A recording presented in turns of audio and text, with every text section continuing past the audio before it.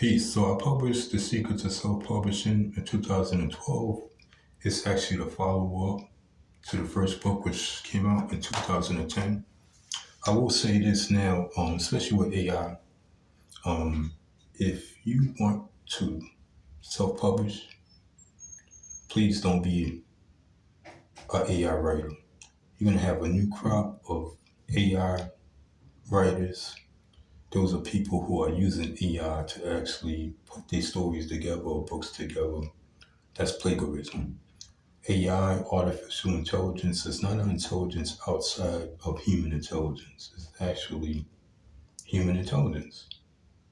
It all entails human prompts. Me personally, when I go for books, if I'm going to read a book, especially now with this AI stuff going on, I look for writers that have been publishing. I would never right now buy, especially a nonfiction book or something like that. I would never buy a nonfiction book from a writer that has never been published before. They have a new book out. It came out in 2005, 2026. I'm not buying it. I would have to see a history of books out there because it's all about trust. And I don't trust the fact that, especially when you have someone who's older, 40, 50 years old, 60 years old, now all of a sudden you want to write a book. To me, you're not a writer.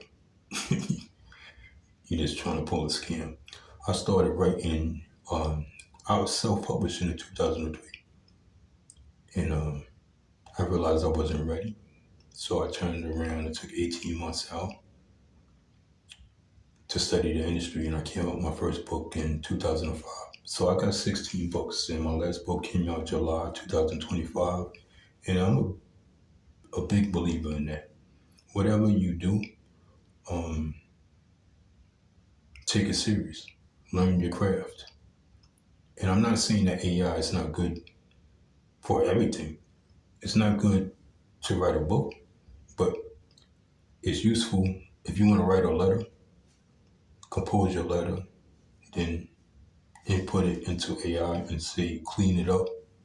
It's great for that. I even use it for posts. I'll create a post, 4 or 5 paragraphs, send it to my email, and then I may copy it and put into AI and say, help me restructure.